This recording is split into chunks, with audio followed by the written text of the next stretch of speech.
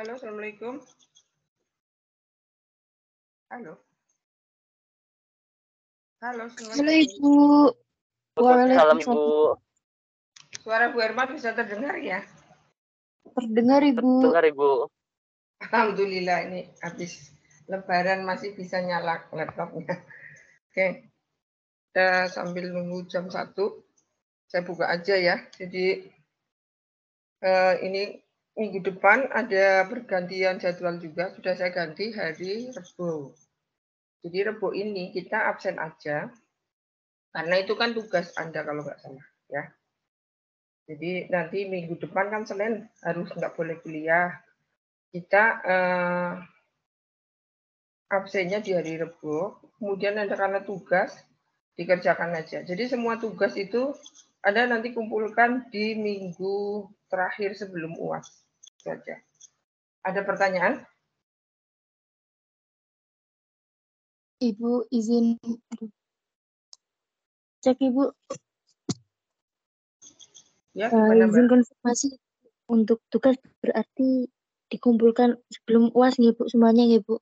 Ya, tapi nanti saya minta kan sebenarnya harusnya presentasi ya kan? Ya Bu, presentasi. Itu kita kan punya minggu Senin depan itu sudah saya ganti untuk absen minggu Rebo ini. Jadi nanti mungkin nanti minggu terakhir Anda presentasi gimana? Kuliahnya saya ajukan yang minggu ke-15 ya. Coba nanti Mbak Retno bisa mengarrange ya untuk presentasinya kapan. Jadi tidak usah harus di tanggal atau jadwalnya ini karena ini sudah saya ganti. Itu kalau tidak salah Rabu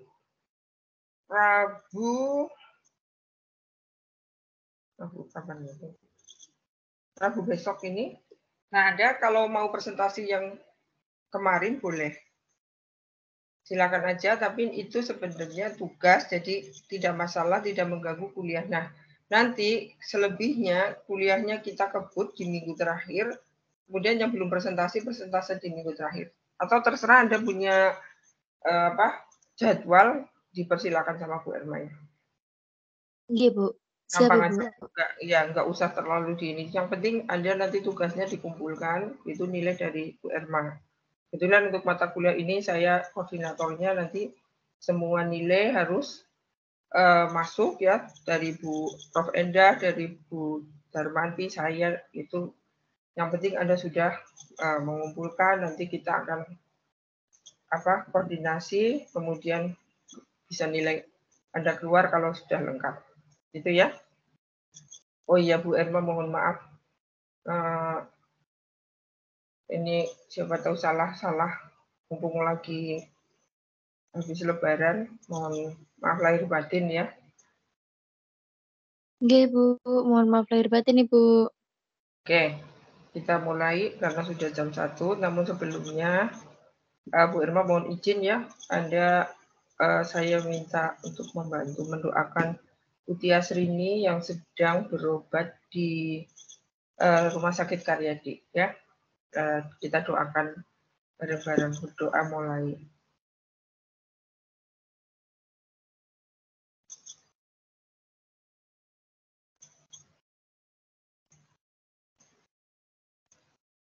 Ya, terima kasih ya. Utias sedang sakit, mudah-mudahan nanti ada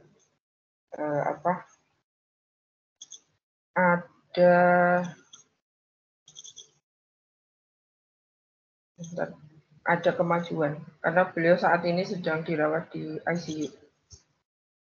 Mungkin ada mahasiswa bimbingannya Bu Dias ya, nanti ini saya dititipin bisa menghubungi pembimbing kedua ya, yang mungkin ikut proyeknya Bu Dias.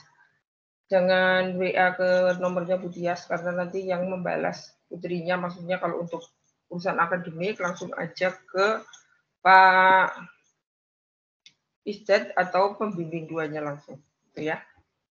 Nah, untuk hari ini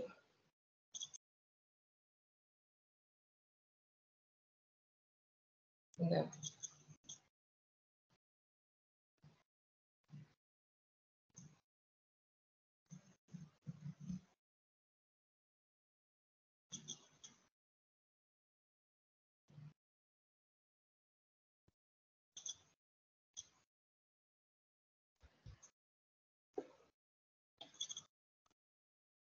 Saya mulai aja share. Ini Bu Irman lagi chat putrinya Bu Tia sebentar.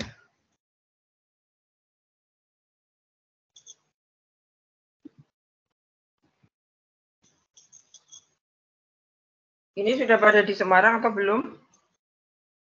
Belum? Belum, Sudah. Ibu. Sudah pada di Semarang semua ya? Ada yang belum, ada yang sudah, Ibu. Ya. Belum ada pengumuman untuk kuliah ini ya, kuliah offline ya, belum ada ya kita? Belum ada, Ibu. Ya, Belum kalau ada, Ibu. ya, jadi kalau dosennya itu sudah wajib absen. Kalau tidak comorbid, kalau Anda nanti punya pembimbing, itu bisa ditemui di kampus.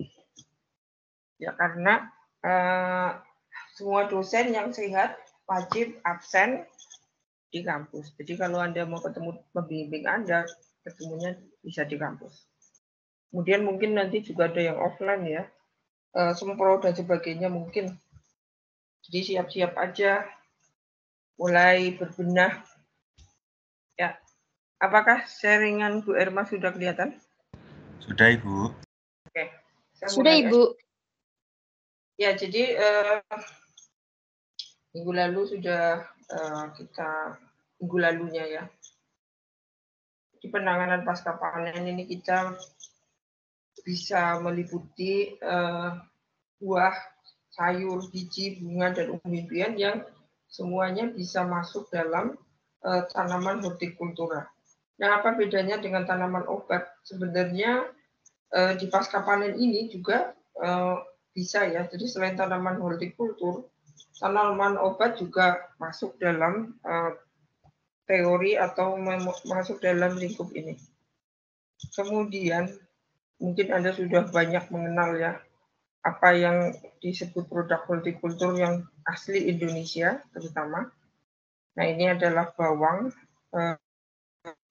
putih ya, tapi ini kalau bawang putihnya besar jelas bukan dari Indonesia ya. Indonesia punya bawang putih yang siungnya itu kecil, tapi senyawanya itu jauh lebih bagus, lebih beraroma ya kalau untuk bawang Indonesia, sehingga bawang-bawang lokal, terutama bawang putih lokal ini banyak digunakan di menu-menu resto atau hotel. Mereka lebih menyukai yang garlic, tapi seasoningnya itu lebih berasa, beraroma. Itu bawang lokal, meskipun kecil-kecil. Nah, jadi ada beberapa teknologi pasca panen. Jadi ada yang pengolahan secara primer, kemudian ada yang sekunder. Nah, ini beberapa Anda bisa lihat ya juga. Kalau yang sekunder ini biasanya untuk pangan, untuk industri. Kalau yang primer ini kita lihat ya, karena tadi ada biji, ada bunga ya. Ini bisa juga ke pasca panen, kemudian ada perkebunan, ada juga teknologi benih ini. Jadi teknologi benih ini juga salah satu ilmu ya yang membutuhkan penanganan pasca panen dari tanaman induknya. Nah, untuk pasca panen sayur buah, tanaman hias, ubi, tanaman obat rempah ini bisa juga dari yang segar panenannya ya. Kemudian kalau misalnya ini dikeringkan, ini bisa kita keolah sekunder. Ada yang dibuat jamu, ada yang dibuat misalnya tanaman obat atau asinan ya. Kemudian ada juga yang makanan kalengan, ini bisa diolah sekunder setelah mungkin pengolahan dari segar. Nah, kemudian ini juga ya untuk yang kering banyak biji-bijian, kita selalu biji yang paling penting untuk orang Indonesia sekarang adalah beras dari biji padi. Nah, ini pasti ada teknologinya. Untuk makan, untuk benih, itu akan berbeda. Kadar air, kemudian penempatannya, biasanya ada juga senyawa tambahannya untuk preservasinya. Nah, itu ada juga yang olah perkebunan ya. Jadi contohnya coklat, kebetulan Bu Erma dulu pernah ikut dalam grup kakao. Ini salah satu yang mungkin siapa tahu nanti Anda tertarik yang menangani pasca panen coklat sampai jadi produk, karena coklat ini kita ekspor, kemudian sudah bentuk setengah jadi atau jadi kita impor, dan mahal sekali ya coklat-coklat dari luar. Kemudian juga bubuk coklat, esen coklat di sana tuh yang terkenal, mungkin Anda tahu negara-negara Eropa, Swiss ya, itu mereka tidak punya tanaman coklat, tidak punya kebun coklat, tapi bisa buat coklat yang bagus ya. Belgia itu juga milknya itu sangat terkenal. Kemudian negara Prancis itu juga mereka mengolah coklat-coklat khusus ya untuk parfum.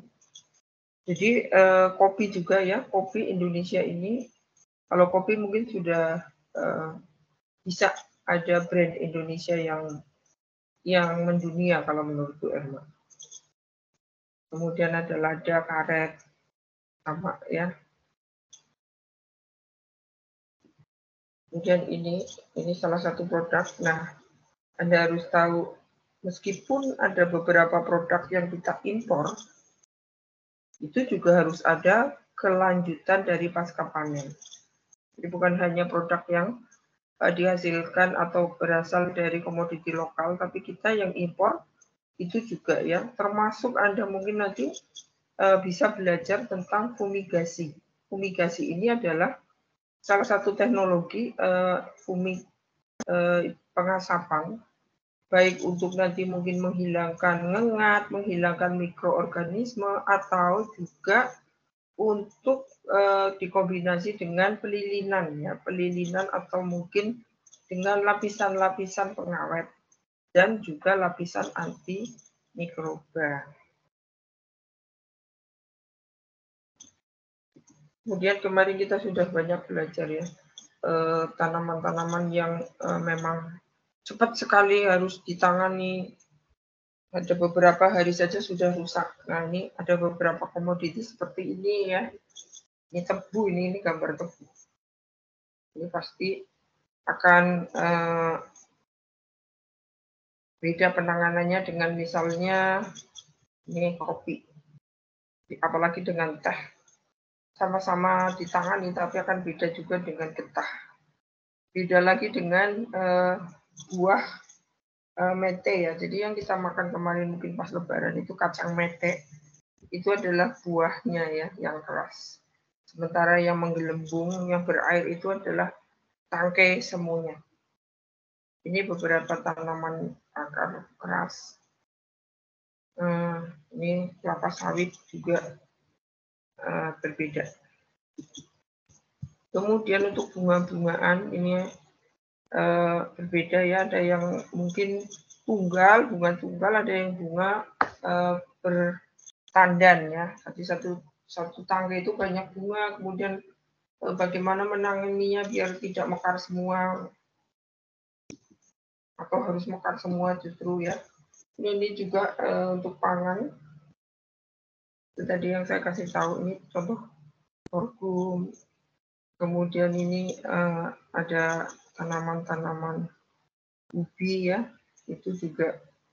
Dan mungkin Anda akan beralih lagi ya. Jadi sekarang ikon untuk diet sehat dari negara barat adalah dia kembali lagi ke singkong, ke ubi. Jadi itu yang mungkin nanti petani Indonesia tidak terlalu lama bersedihnya ya, karena kadang sudah menanam tidak laku atau laku dengan harga yang sangat tidak balik modal. Nah, tapi mungkin untuk yang diet ya, ini Bu Erma juga harus diet. kalau menggunakan dietnya artis, Anda tahu, itu bayarannya hampir tergantung berat badan yang mau diturunkan. Ada teman Bu Erma 20 juta. Ya, kalau seperti itu mungkin memang harus menghajar tanda petik diri sendiri untuk tidak menghabiskan uang seperti itu untuk menguruskan ya, tapi mungkin kita akan back to makanan-makanan yang ada di sekitar kita, lokal kita, walaupun mungkin tidak biasa, tidak merasa enak, itu balik lagi. Sehingga mungkin jangan dibuang ya, jangan produk itu biar cepat, wah itu murah, biar cepat busuk, walaupun busuk biarin aja, jangan. Karena ini nanti mungkin ya eranya adalah era balik lagi ke zaman dulu jadul.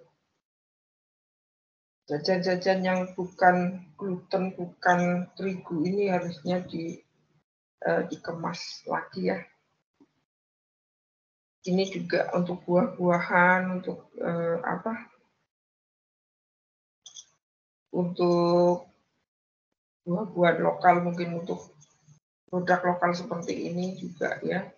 Jadi kalau Bu Erma pergi ke pasar tradisional di Ungaran itu, pasar Ungaran maksudnya, itu sungguh sangat menyedihkan ya. Tuh kalau sudah di los sayur, buah itu, buah-buah lokal, pisang lokal itu sampai siang kadang layu tidak terpasarkan dengan sempurna, artinya sampai habis. Masih banyak sekali, sudah jam 12. Kemudian ini ya, ini biji-bijian seperti ini sekarang Anda mungkin lihat juga bagaimana membuat pangan fungsional, terutama untuk yang sekarang kan orang cenderung mungkin nasinya sangat sedikit atau mungkin frekuensinya sangat jarang, mungkin 1 minggu 1 kali makan nasi, tapi mungkin makan biji-bijian yang sudah dimix dengan buah kering misalnya. Nah, mungkin itu bisa jadi alternatif Anda untuk mempelajari itu, siapa tahu keluar dari S1 Anda sudah bisa membuat satu produk dan memasarkannya. Itu ada beberapa ini ya, kursus-kursus, terutama banyaknya di Jakarta, di Bogor, kemudian di Malang. Jadi kota-kota yang banyak snacknya itu biasanya ada seperti itu. Mau snack sehat, snack minyak hitam ya ada ya, semuanya. Nah, ini kemarin sudah, jadi itu mungkin tambahan dari Bu Erma ya untuk penanganan produk hortikultur. Ini contoh-contohnya saja. Jadi ini mahasiswa S2-nya Bu Erma, penelitian stroberi ya. Jadi untuk stroberi ini agak ya, kalau mungkin rumah Anda di Jawa Barat, Bandung, Ciwidey, Lembang itu mungkin gampang. Tapi jangan khawatir, jadi mereka itu juga mengirim secara manual lewat travel untuk dijual di Semarang, terutama di Gang Baru ya. Gang Baru itu pasar yang kualitasnya agak bagus, pasar tradisional di Gang Baru namanya, itu dekat daerah Pecinan di bawah. Nah, ini Anda bisa lihat ya, kriteria dari morfologinya saja sudah beda ini. Jadi nanti kalau kita penelitian misalnya seperti ini, untuk bidang pasca panen ini, pasti kita akan memilih yang sebelah kanan sendiri. Ini adalah kualitas buah stroberi yang baik, yang sebelah kanan. Mungkin yang ini yang cacat-cacat ini pasti tidak kita ikut seleksi.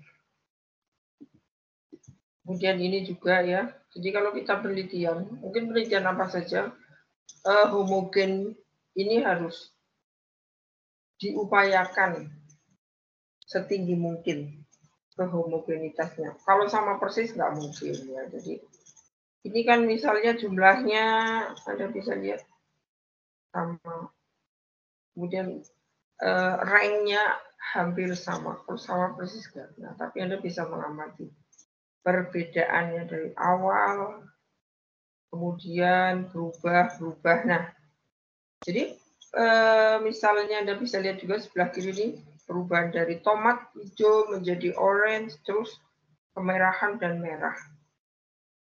Bagaimana cara mengukurnya? Ada ya, alatnya colorimeter. Itu juga di lab terpadu sepertinya ada, tapi biasanya mahasiswa Bu Irma itu nyewa atau bayar di lab pasca panen teknologi pangan di Unika. Kemudian ini kekerasan. Ini pasti kalau yang hijau seperti ini keras. Berjalannya waktu, ini ada seperti ini. Nah, Anda harus menghentikan nih. Kekerasannya dari awal berapa, ini yang paling bagus untuk dikonsumsi, itu stopnya di mana, ini Anda harus tahu. Pasti bukan di sini. Ini sudah terlalu matang juga. Terlalu maksimum ini ya. Tapi bisa juga di nomor ini. Kemudian ya sudah, mungkin kita lewati nanti sambil dibacanya.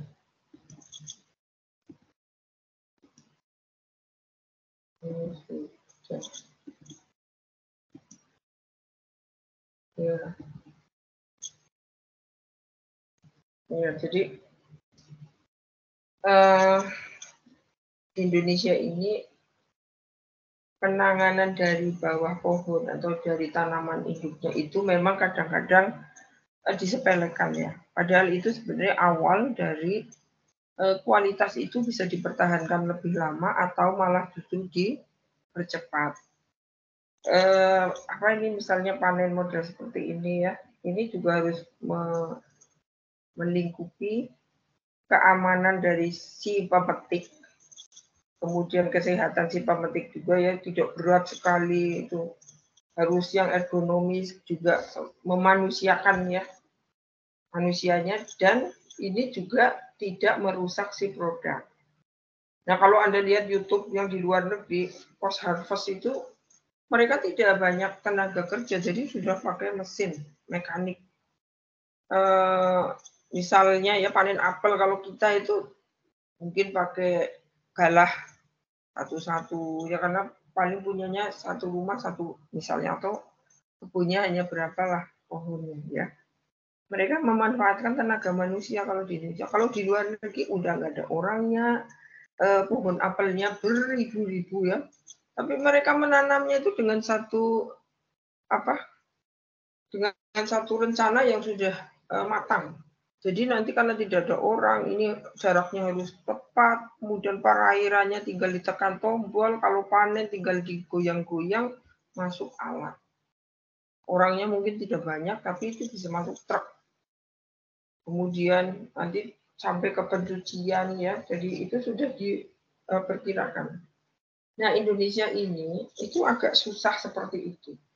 Jadi harus ada ide-ide alat-alat yang mungkin untuk lahan yang tidak rata, luas rata, itu di luar. Di Indonesia itu agak susah. Kalau Anda lihat coba, tanaman padi aja itu pasti ada kotak-kotaknya melingkar, meliuk. Nah, kalau sudah menggunakan traktor aja kita agak kesulitan. Apalagi kalau traktor besar, muternya di mana, ngangkutnya bagaimana ya. Kalau Anda lihat sistem subak di Bali itu gambarnya kan tanaman padi. Jadi beberapa daerah. Kemudian lumpurnya juga dalam. Yang ini Bu Irma bisa cerita karena Bapak Bu Irma itu petani. Saya dari kecil dibiasakan untuk ke sawah ya. Latihannya adalah nungguin pekerjaannya Bapak Ibu. Saya jadi bisa menanam padi bisa Bu Irma. Menggunakan ani-ani bisa. Bukan omong kosong, memang saya bisa. Tandur itu ya bahasa Jawanya saya bisa.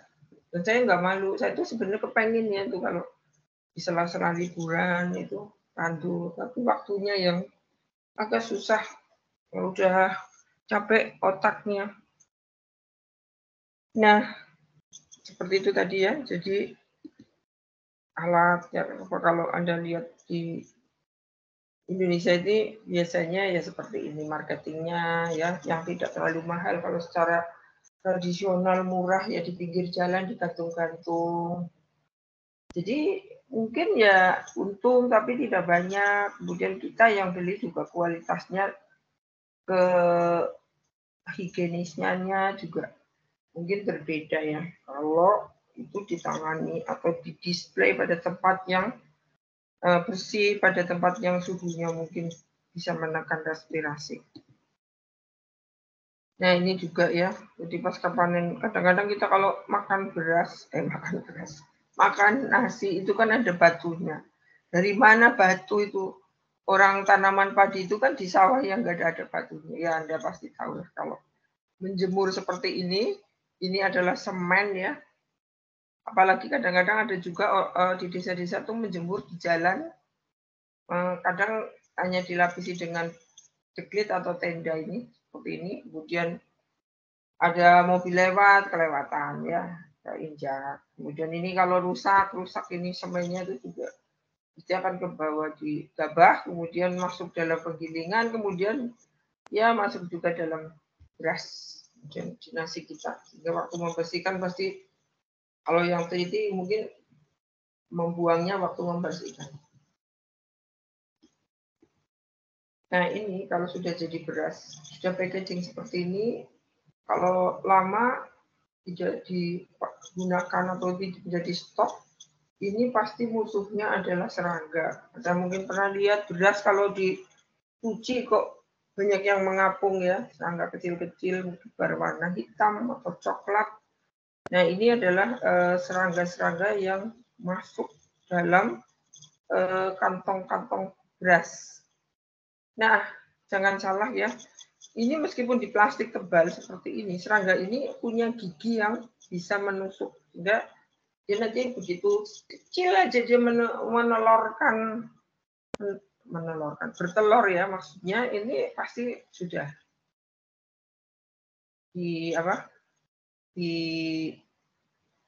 dimasuki atau dia di situ beranak pinak menjadi serangga-serangga baru.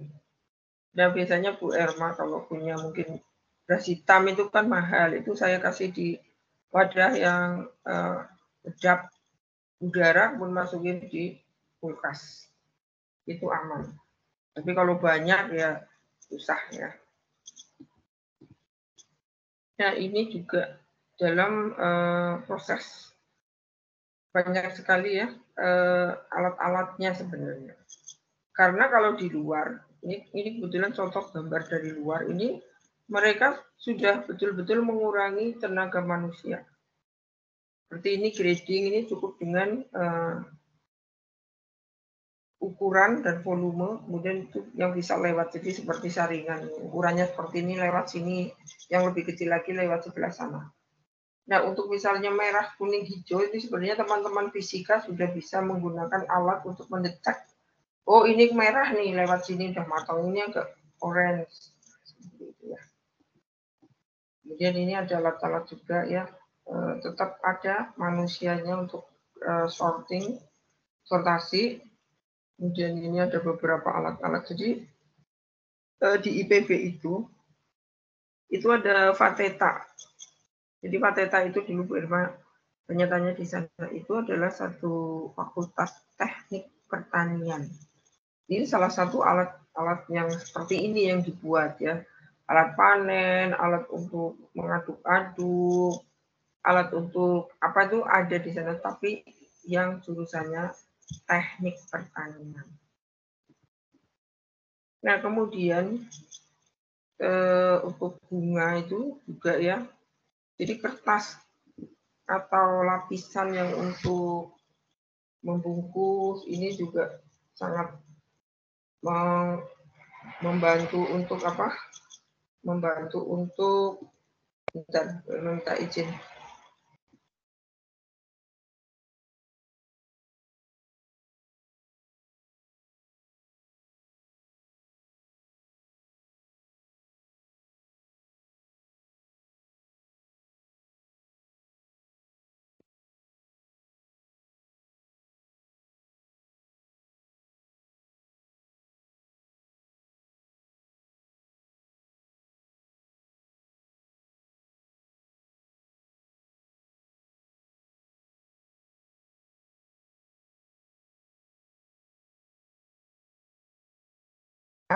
Saya lanjutkan lagi ya.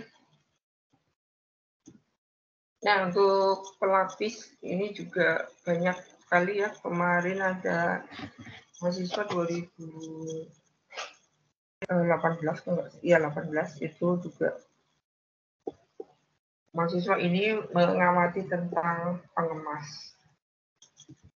Kemudian ini juga ya. Jadi ada wadah-wadah mungkin styrofoam. Yang sering kita lihat adalah styrofoam yang berwarna putih. Sementara ada juga styrofoam warna hitam. Kemudian ini plastik yang untuk mengepres ini juga kualitasnya berbeda-beda, jenisnya berbeda. Kemudian ini juga ya, jadi kapan ini kebetulan mangga yang mangga warna merah keunguan itu. Nah ini biasanya kapan metiknya udah berwarna merah berapa persen. Kemudian untuk packaging seperti ini berapa lubang yang harus digunakan, apakah bisa menggunakan styrofoam atau harus karton ya. Itu juga perlu dipelajari. Kemudian untuk buah-buahan seperti ini ya, mungkin yang paling dekat dengan kita itu adalah murbe ya. Kita punya murbe, jadi bukan blueberry atau mungkin apa itu, apa namanya, satunya lagi blueberry. Ya pokoknya cherry-cherryan itu. Ini kita punya tuh mulberry ya. Ini kita punya yang hampir seperti ini. Ini adalah kita punya tadi. Daunnya biasanya dipakai untuk makan ulat sutra. Kemudian ini di luar ya. Buah-buahan ini seperti ini ada di Indonesia, tapi biasanya harus ditanam di tempat yang bersuhu dingin. Nah, ini juga bisa dipakai ya untuk mengetahui kualitas, kemudian umur simpannya lama. Ini kita bisa penelitian model-model seperti ini dari wadah. Ya, wadahnya mana yang paling tepat, yang paling lama, nanti kualitasnya bisa dipertahankan. Kemudian ada ya unit pengemasnya. Jadi kalau mungkin kita pergi ke daerah Bandungan, lalu di situ ada kegiatan yang mungkin dilakukan setelah panen. Jadi biasanya panennya sore hari, itu akan didistribusikan ke tempat-tempat lain. Itu harus diproses, sortasi, kemudian packaging, belum ditransportasikan itu secepatnya. Jadi malam hari mereka biasanya bekerja untuk mempersiapkan sebelum pagi harinya itu akan dipasarkan. Dan itu biasanya jam 3 sudah mulai ya, tukang bapak sayur itu akan mencari sayuran yang akan didistribusikan ke tempat-tempat ibu-ibu rumah tangga. Nah ini juga ya, untuk model-model seperti buah yang berair, ini juga harus dilihat, misalnya dicek dulu dengan menggunakan refraktometer, biasanya random, kemudian itu akan diketahui ukuran, ini untuk grading, warna, tadi juga senyawanya ya, kemanisan terutama, dan kadar air. Biasanya kalau untuk model seperti ini juga vitamin C-nya akan ditambahkan dalam kotak, kandungannya berapa. Sehingga yang beli itu tidak pusing, satu buah ini makan vitamin C atau kandungan vitamin C-nya berapa. Nah ini juga ada beberapa tadi ya, Anda bisa baca sendiri. Nah, ini untuk benih. Jadi ini biasanya benih-benih dari luar. Tapi jangan salah ya, di Indonesia tuh ada satu yang baru tahu ya, satu prodi itu teknologi benih. Penyiapan benih. Itu D3 kalau tidak salah dulu di IPB. Itu jurusan itu sungguh sangat laris sebelum selesai menjadi apa? Di wisuda ini biasanya sudah dipesan sama pabrik-pabrik atau perusahaan untuk pembenihan. Karena bagaimanapun juga misalnya diimpor, ini biasanya nanti kita akan mengemas dengan mungkin merek dari luar, tapi itu dikemasnya harus di Indonesia ya. Jadi dibutuhkan ahli-ahli seperti itu. Dan itu biasanya mereka cukup menggunakan D3. Nah ini juga ya. Jadi kalau Anda mungkin lihat di supermarket Indonesia, jarang sekali ada brokoli yang disimpan di bongkahan es batu ya. Ini juga dari luar ya, mungkin di Indonesia tuh agak rugi, tapi penelitian-penelitian seperti itu sebenarnya akan membuka wawasan bahwa menyimpan brokoli itu memang harus di suhu berapa di Indonesia ya, karena suhu ruangannya saja sudah 30. Nah mungkin kalau itu harganya bisa maksudnya di atas harga produksi itu mungkin masih memungkinkan, tapi kita biasanya penelitian-penelitian seperti ini memang harus diupayakan karena nanti bisa membuka pengusaha maupun petani bahwa oh seperti itu ya, mungkin brokoli harus seperti ini, mungkin produk lain yang lebih mahal seperti asparagus bisa juga disimpan dengan metode yang lain. Kemudian ini juga yang untuk tanaman pangan itu pasti karena ini tidak langsung dimakan, ini biasanya akan dikeringkan pada kadar air tertentu yang mikroorganisme agak susah ya untuk menembusnya karena kadar airnya rendah. Ini juga kalau untuk benih beda lagi kalau kita pakai untuk pakan. Pangan jagung ini kalau untuk manusia banyak ya. Ya dimakan, ya dibuat minyak mungkin, buat campuran, buat tepung ya. Tapi kalau mungkin untuk benih ini akan beda lagi. Mutunya yang disyaratkan itu akan beda. Kemudian ini Anda juga bisa lihat untuk produk-produk seperti kakao ini ya. Ini dibutuhkan ilmu sendiri sebenarnya, ada fermentasi. Nah ini fermentasi yang akan membuat si kakao ini kualitasnya jadi beda. Jadi sebelum diekstrak ini ada satu step fermentasi yang ini perlu Indonesia banyak belajar justru ke luar negeri. Kemudian ini ada ya, bisa Anda baca pengangkutan. Jadi Indonesia mungkin ya hampir sama lah. Ini pengangkutan bukan di Indonesia, tapi mungkin hampir sama ya di India, kemudian di Indonesia itu agak sama dengan di mana dekatnya India itu Kolombia. Apa satunya lagi dekatnya India itu negara dekat India itu yang sama-sama kayak India tuh Bangladesh. Nah ini hampir sama. Beda ya Indonesia dengan Kamboja sekarang sudah kalah kita. Ini kalau dengan India agak sama ya. Nah ini kalau sudah pada negara-negara yang mementingkan transportasi yang berkualitas, menjaga kualitas ini seperti ini. Modalnya pasti lebih banyak, tapi ini pasti nggak dijual di pasar kalau seperti ini. Yang dijual di pasar ini yang model seperti ini. Kemudian ini juga ya, ini biasanya di Indonesia bagian timur. Kita kalau ke daerah-daerah Nusa Tenggara itu, ini jualannya kan seperti ini ke Papua. Sebenarnya kalau ke Papua belum pernah, tapi kalau ke Nusa Tenggara Timur sudah modelnya seperti ini. Jadi kita harus membeli satu kelompok ini. Dan ini ya pasti segar kalau hari ini, hari pertama dijual pasti segar. Kemudian bisa dibedakan ya, jadi display ini kalau untuk mungkin kalau daerah subtropis tidak terlalu cepat rusak, tapi kalau di Indonesia yang model seperti ini panas sekali. itu akan tetap rusak. Ya, ini sama ya dengan pasar tradisional tempat kita.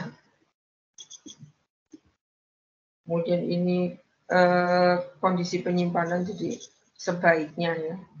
Anda kalau menyimpan, ini jenisnya, Anda bisa lihat suhu penyimpanan, dan jangan lupa RH-nya. Relative humidity itu penting, sehingga nanti Anda akan bisa lihat umur simpan. Nah, ini belum tentu akan sama. Kalau kondisinya di sini ada yang berbeda, di suhu maupun di RH. Ini sama ya. Jadi ini contoh pelapisan buah lilin pada buah naga. Kemudian ini aplikasi ozon terhadap kentang. Jadi dia bisa memperpanjang umur simpan. Umbi ini biasanya digunakan untuk benih. Seperti itu ya. Ada pertanyaan?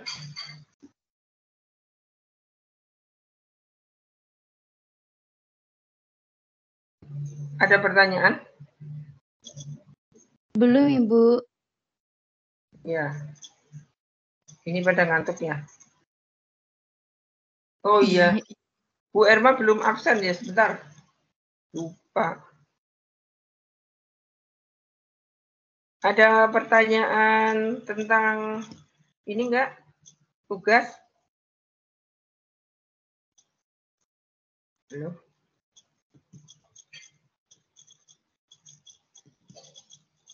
Halo. Belum ada, Ibu. Belum ada ya. Berarti sudah paham kan?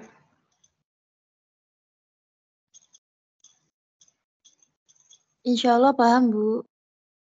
Ya, bentar. Ini saya klik dulu. Lupa tadi.